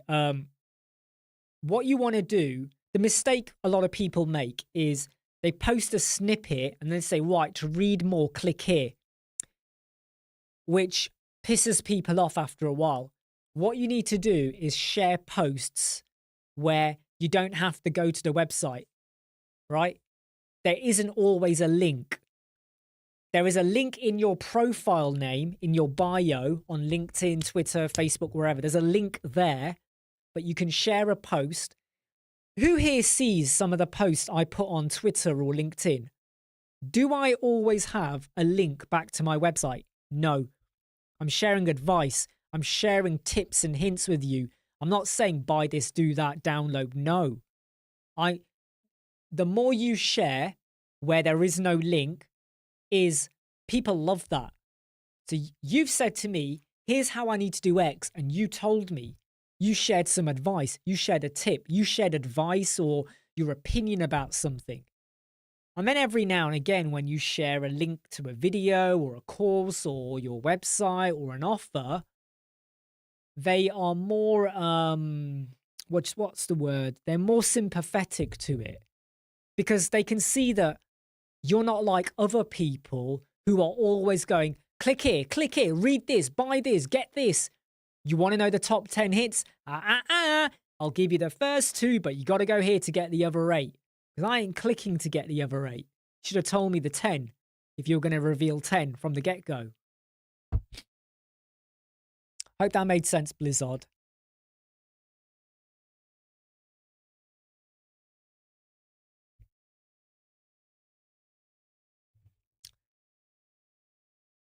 Yeah, Benisi. So I do share when I have a new video out, I share a link. But I share so much other stuff as well. Little comments or something on my mind or something I just want to say or whatever without being political or offensive. And there's no link, is there, Benisi? Right? There's no link at all. Because if people like what you say, they click on your profile and there's a link to your website. Right? It's like it's just, it's the difference between you go into a shopping mall and you got 2 shops, right? One shop, both the doors are open, and one shop has like their clothes in the window and stuff like that, right? And clothes in the window, and they might tell you the price, and if you want to go in, you go in. And then you got another shop which is similar, but there's someone standing right near the door going, hey, come in. Look, I've got offers. Come in. Hey, don't walk by. Come on. I'll be like, fuck you. I'm going over there. I don't want to be harassed. The thing I hate the most is as soon as you walk in a shop, someone comes over to you. Hey, can I help you? No, if I need help, I come to you. You don't come to me. All right? Give me a chance to look around. Don't make me uncomfortable, because I might look around and go, no, I'm not sure, and walk out. I don't want to have to go in and now chat to you, and then you think, oh yeah, he's keen. He's going to buy something. I'm going to get some commission.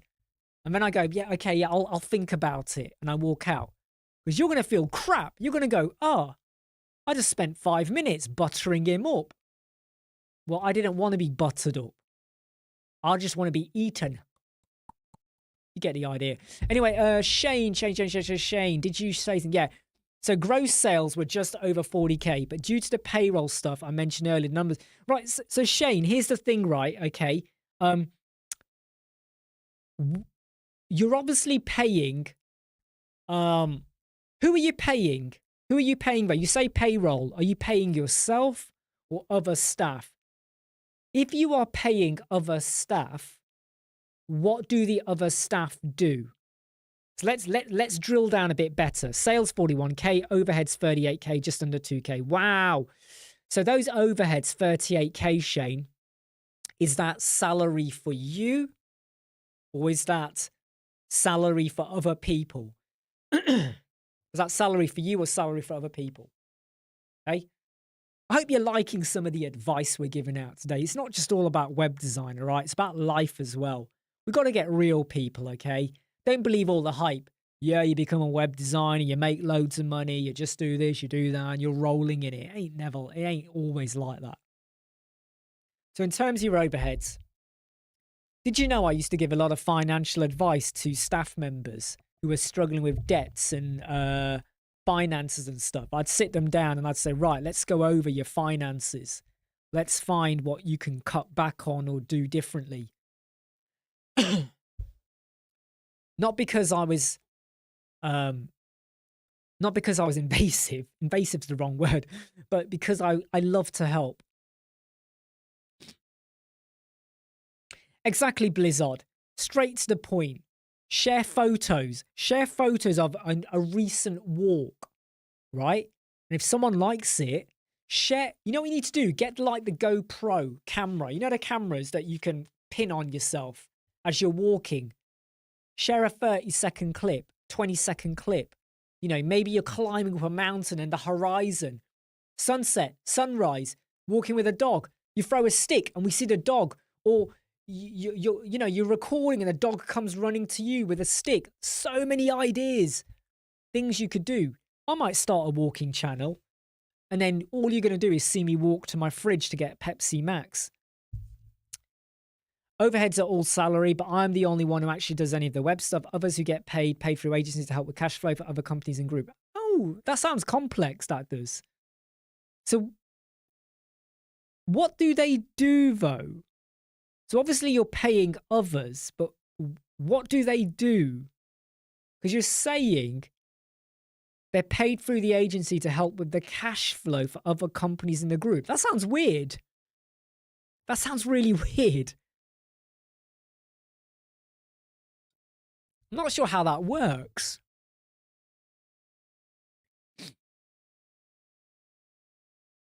Yeah, feast or famine, or famine, as Gary says.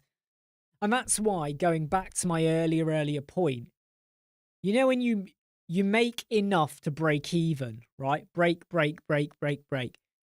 And then when you make above and beyond, 70% of that, whether it's monthly or annually, has to go into your savings.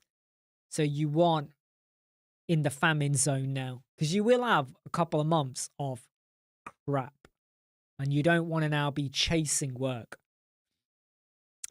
They work for other companies, cross-invoicing behind the scenes to cover it. Sounds weird, Shane, doesn't it? Because they work for other companies. That sounds weird. I think I'm struggling to get my head around it. Like, if they don't contribute for the web design, I'm not sure how it works. It's obviously with you and the other director, but I would reevaluate that because, quite frankly, okay, if the money being made is through web design, then any profit and dividends needs to be paid to the people involved in the web design and not other companies. What? Walking to my fridge, Blizzard? Oh, no, you mean walking out and about with your dog. Sorry, I thought you meant walking to my fridge. Should I start a channel, Imran and his Pepsi Max, where he just records me walking to my fridge and opening my can? And then I'll just have like a GoPro cam attached to my can. So every time I drink it, you look into my mouth. Right? Hey, Melissa, great to have you back. It has been ages. How's your partner, is it husband or partner's fishing? Was it fishing website? Yeah, it was fishing, wasn't it? Sure, it was fishing. Yeah, Benici, I mean, I'm glad you see that, I, I so sometimes the conversations, right, take us in different directions rather than just let's focus on CSS or Elementor or, da da da da da. Because it can get repetitive. If all I ever did was talk about websites and WordPress and whatever, well, you've got my normal videos for that. And there's other content creators as well. But sometimes being able to think logically and out loud and have different opinions and feelings from people as well about business, business management, life, accounts, finance, difficult clients, customers, getting work and all of that. That is life. That's real. That's the anguish and the pain we all have to go through. I've been through. I'm going through. I mean, it's like I cleared my mortgage 2.5 weeks ago. Cleared it. I saved up a lot of money. I don't go on holidays. I don't spend extravagantly, all right? I make sure we get stuff and we want to have takeaways, whatever. We do stuff. We have a laugh. We have fun. Yeah. But by me focusing on the 80, at the minute, with me, it's 80% of my gravy over, my profit money. So once the overheads, we know they're sorted, goes into my savings, right? And my mortgage is cleared. I am now, the only debt I have now is my mobile phone contract, my Sky TV contract, my broadband contract, and obviously your car insurance, your home insurance, your life insurance, my prescription, which is 120 or 115 or 110 pound a year per year for my medication. But that's it. Exactly, Phil. They're not debts. They're just like things. I call them a debt because it's something you got to make sure you clear and pay each month. But I don't have a credit card bill. I make sure, I do have, though. I mean, it's not really a credit card bill, but I do have I do have an Amazon Visa card, right? Amazon. So when I buy anything, I use this and then I clear it every week because you get points, right? And then the points get converted into Amazon gift cards. So it's a win-win kind of thing, right? But when by keeping all of my debts low, my car is paid off, car. I whenever that's cleared, paid off, whatever. So a lot of what I make is gravy money. And then I just save. I have no plans to move, right? I have no plans to move. Me and my wife were talking last night about doing some changes to the home interiors and designs and, changing a bit of layout, whatever. But by me thinking ahead, and here's why I think ahead, right? I had a heart attack 4 years ago, okay? What is my life gonna... I have a bad back. My back's always going out on me, right? What will I be doing in 4 years, 5 years, 10 years, 20 years? Will I still be here? Will I still be happy? Will I still be working? Will I still be doing web design, WordPress, YouTube, AI, blah, blah, blah, blah, blah, all of this stuff, right? What will I be doing? So I think ahead and I'm like, the mortgage is cleared, right? No massive debts. If I suddenly drop off the face of the earth, my wife, okay, let me get this right. Oh, hold on. I've had a doorbell. Hold on. Hello? Hello?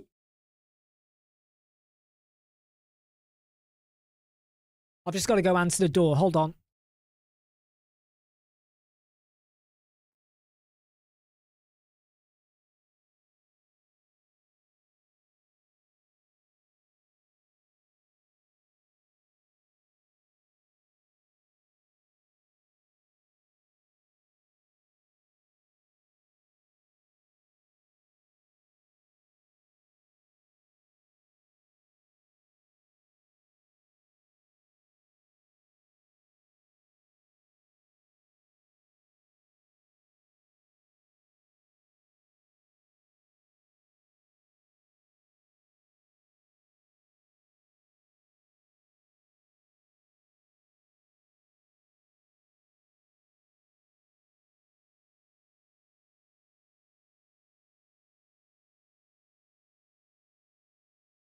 Ugh. It was a neighbor just saying, oh, can I drop my keys off because I've got to go on a holiday? I'm like, yeah, all right. 7:40 in the morning. All right. So what? Don't care. What was I talking about? I can't remember what I was talking about now. What was I talking about? It's gone out my head now. It's gone out my head. And my cat just walks across the screen. He's just landed on my things. Anyway, let me just quickly just double check some of the comments. Melissa's work redoing the whole site as I speak. Let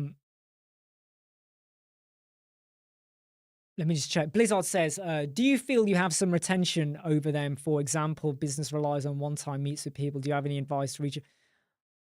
Do you feel that you have some retention over them? My business relies on one-time meets with people. Do you have any advice on reaching to those people? Not sure I get the question, Blizzard, unless I'm misunderstanding it. Valentine, what are your suggestions for balancing productivity with physically and mentally healthy as a web designer? Right. Let me tell you what I do, Valentine, okay?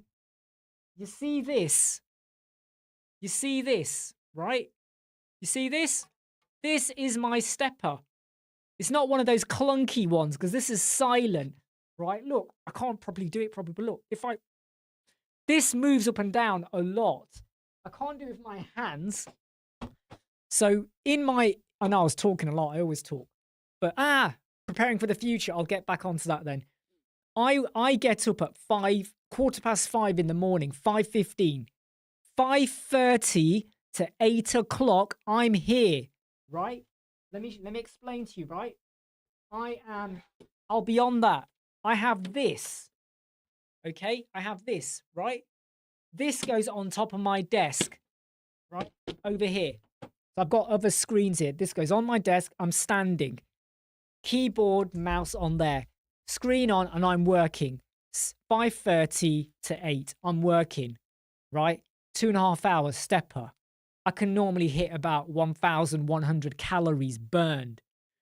Then during the morning, after I've done videos, if I'm going to do any, I'll be working, building websites, doing stuff, whatever on here. Let me show you today what I've done so far. And bear in mind, I came on a live chat today, right?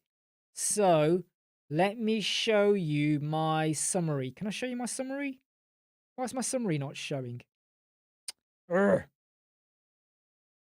Right, can you see that? Can you see that? So today, 2,100 calories. You can see there's a break in between with when I was doing stuff. 310 minutes recorded as activities. That's what I've done today. And I haven't got my watch on because my watch is now charging up, right? And I've been on here for 1 hour 48.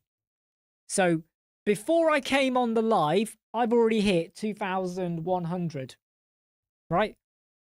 With that. Where did I get that from? I'm just going to type it here. It's mini. I got it from Amazon.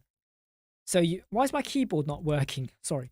You can get it on Amazon, but this is what you need to type into Amazon. minifitness.fr. Right? It is 70 quid. Trust me, but it's silent. So sometimes in the evening, and I'm watching Netflix, I can pick this up, go into the other room, and I can be doing it while I'm watching TV. It's easy, right? There's my advice for physically and mentally healthy. Mentally healthy, I like to stop working at 4 p.m., go spend time with family, watch TV, enjoy life. That's what I do. That's what I do, mate. What app is that? It's the health app, Valentine. It's the health app. Have you got an iPhone? It's the health app.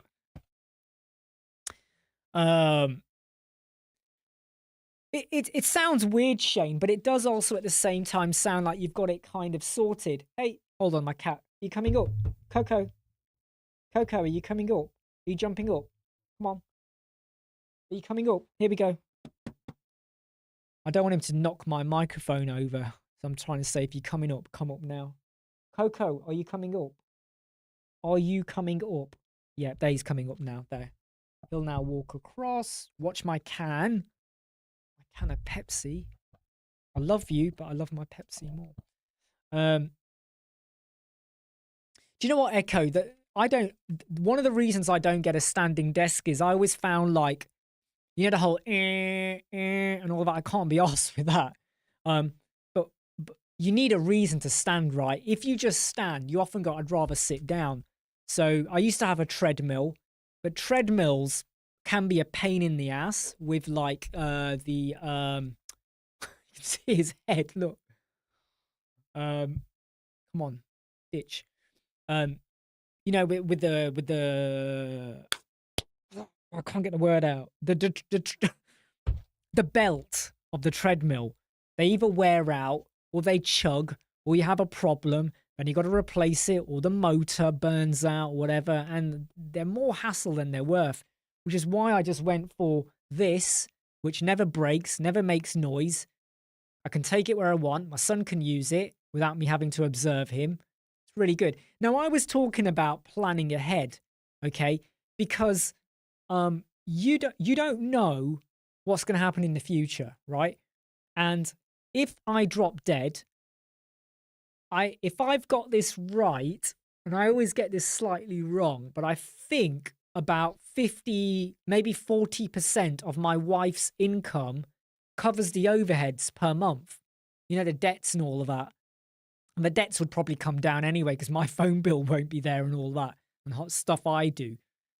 But 40%, which means she still has 60% each month to do what she wants with. But she also follows my advice about the whole 70% thing about save. Because you don't know what's going down the hill. And I like to know that if suddenly something happened to me now, hopefully not now, but, you know, in the future, the house is safe for my family. Yet we have mortgage insurance and all of that, which I don't need anymore, but we have life insurance. But I would rather know that anything extra they got from life insurance or whatever, and the savings and the bank account and all of that, they can use. Because I'm going to be brutally honest here, okay? My son is very good academically, but I don't know what he's going to do when he grows up. What job will there be for him to do? Will he go into something? Will he go to uni? I don't know. He's only 9 years old. But if I can start thinking ahead now and putting things into place, I hopefully will leave him, them, everyone, even me. I may be here until I'm 100 years old. I want to know that I'm okay, because I've never, ever relied on my family to get my first house, to get my job, my car, my home, anything. Never. And I never, ever want to be the person who goes, I'm in a bit of trouble. I could do with a bit of help here. And I don't want him to end up in that position either. Because when you ask, right, when you take out a loan with a bank and whatever, you pay it off, you're done, goodbye, whatever. But whenever you need to resort to asking family for help, they never forget. And there's always a bit of a, well, we did this for you and you need to do this for us and all of that. I am self-sufficient. Not completely, because obviously I need to be paid to do stuff, but I don't like to rely on people too much. Have you ever had to issue a refund? Yeah, I have. Miscommunication.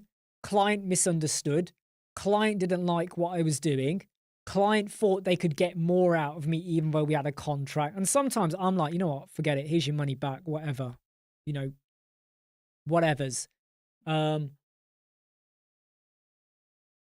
won't give it back without double checking if I'm being taken advantage of. But if they have, but it also depends on what they're paying for. So client will pay for me to do investigatory work. Client will pay for me to do the homepage, right? And I make clear to them that is non-refundable. If you now decide to cancel the contract, that's non-refundable because you're paying me for my time. to do X, Y, Z or whatever, okay? And if you don't like it, you're not getting that back or whatever. So you just got to kind of be able to draw a line between expectation, assumptions as well. Make sure there's no scope creep. You just got to be very clear on what are they paying for, what is refundable, what is non-refundable, right? If I do a week's worth of work and now you're like, oh, I don't want a website now. I'm really sorry, but it's like saying, right, oh, I'll need a taxi. And the taxi driver comes and you go, oh, I don't need you now. You won't get your money back. You will lose a chunk of your money. Well, maybe you get in the taxi, he drives you and you go, oh, I want to go home now. You still have to pay for the taxi, right? Non-refundable 50% deposit every time. Absolutely. That's usually my go-to clause I always use. If I feel like it's going to be a bit more complex in stages, then it's like bit for the investigatory work, bit for the homepage, then they pay halfway and then the final bit. But 9 times out of 10, it's 50 up front, 50 at the end, and it's non-refundable because A, we've reserved the time to do your work, so we've missed out on potentially other work. It's like when you hire a builder or something. If they've gone and got the material or they've booked out time to do your work, sometimes you still have to pay for it if you suddenly turn around and go, I don't want it now. It's different if they've not delivered. Then it's a different conversation. But yeah. All right, look, everyone, I've been live for 1 hour 56. It's been really good fun. I've enjoyed it. I now need to get back on to doing some other stuff because my wife will be home soon and my son will be home soon. So I just want to get on to doing some other things right now. And my back feels a little bit sore, which is why I'm just slightly kneading my back at the moment. I hope you're loving the Elementor website course. A lot of work went into that. And I really hope you're loving the CSS course as well. I am planning another course on something else, which I'm not going to tell you about until I've got it done, because I'm a bit worried about will I get it done. But I won't be releasing it until way after the new year to give you all a bit of a break from me and my rubbish courses. Yeah.